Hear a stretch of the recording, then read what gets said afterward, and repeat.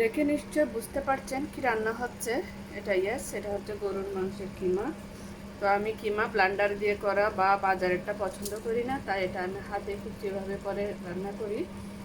So আজকে ভিডিওটা বানানোর উদ্দেশ্য হচ্ছে এখানে আমি কোনো ধরনের হলুদ বা ধনে গুঁড়া মশলা এ ধরনের ইউজ করি নাই। এখানে আমি যে ইনগ্রেডিয়েন্টসটা দিয়েছি যে জাস্ট বাদাম, নারকেল, রসুন, আর হচ্ছে আদা বাটা, পেঁয়াজ কুচি, একটু ধনে গুঁড়ি আর তেল, অলিভ অয়েল খুব কম পরিমাণে দিয়েছি। সো এটা হচ্ছে এর সাথে আমি কিছু ইনগ্রিডিয়েন্টস মিক্স করব, একটু হয়ে আসার পর সেটাও আপনাদেরকে বলে দেব। এখন আমি রেডি করে নিচ্ছি জেস হচ্ছে যে লেবু আর অরেঞ্জ বা কমলার খোসা, তবে সাদা অংশ না ওঠে মতো এই যে হালকা হাতে এই যে সাদা অংশ না ওঠে মতো জাস্ট করে ইয়েলো অংশটা, অরেঞ্জ কালার অংশটা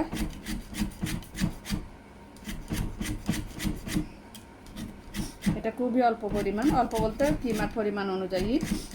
এখানে যেহেতু আমি হলুদ দিই নাই, মাংসের একটা স্মেল থাকতে পারে, তো এই জেসটা দিলে কি হয়, মাংসের কোনো ধরনের যদি স্মেল থাকে ওটা একদমই থাকবে না। আর ট্রাস্ট মি, এটা আপনারা অবশ্যই অ্যাপ্লাই করে দেখবেন কীভাবে। আমি এগুলো কিন্তু খুব ভালোভাবে দিয়ে নিয়েছি। আমার যেহেতু কিমা কম পরিমাণ, তাই আমি এতটুকু অরেঞ্জের নিয়েছি, ঠিক এই পরিমাণ লেমনের নিব। আবারও বলছি খুবই তো আমি আপনাদেরকে আগে বলছি কিমাতে দিই নাই, হলুদ দিই নাই।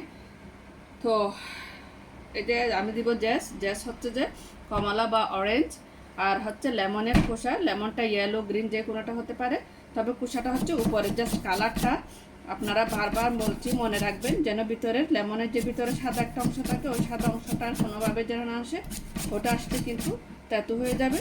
ঠিক এভাবে লেমন থেকে লেমনেরটা যেভাবে নিয়েছি ঠিক এভাবে আমি অরেঞ্জেরটাও নিয়েছি, দেখতে পাচ্ছেন অরেঞ্জের জাস্ট ইয়েলোটা, জাস্ট এইটুকু পরিমাণে আমি দেব।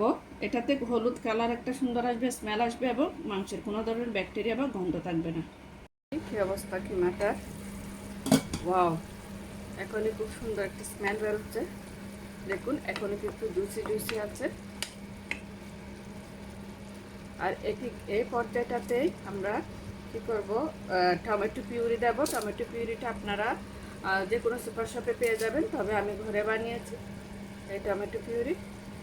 আমি এখানে আমার পরিমাণ যেহেতু কিমার পরিমাণ কম, আমি এখানে বড় একটা টমেটোকে পিউরি করে নিয়েছি। জাস্ট এটা খুব ভালোভাবে মিক্স করে নেব। ভালোভাবে মিক্স করে নিয়েছি আমি টমেটো পিউরিটা।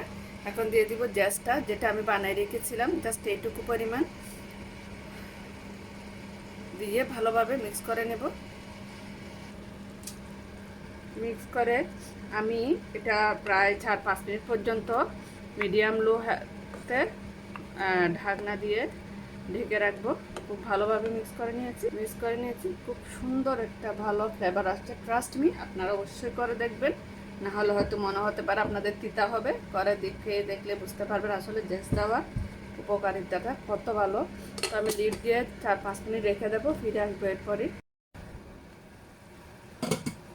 এই যে অনেকটা একদম মাংসটা ভাজা ভাজা হয়ে আসছে, দেখতে পাচ্ছেন। তো এরপর যে আমি 1 গ্লাস গরম পানি, অর্থাৎ 250 ml গরম পানি দিয়ে দিব। দিয়ে চুলার ফ্লেমটা একদম হাই করে দিব, যেহেতু গরুর মাংস। আর আমি এটা হোল নাইট ম্যারিনেট করে রাখি নাই।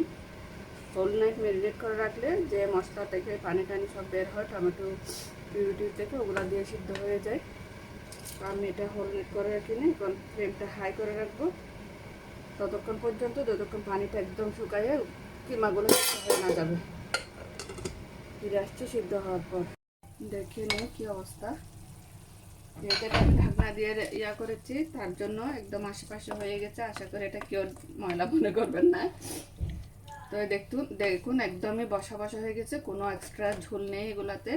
এ পর্যায়ে আমি অ্যাড করে দেব 1 টেবিল স্পুন পরিমাণ টমেটো সস।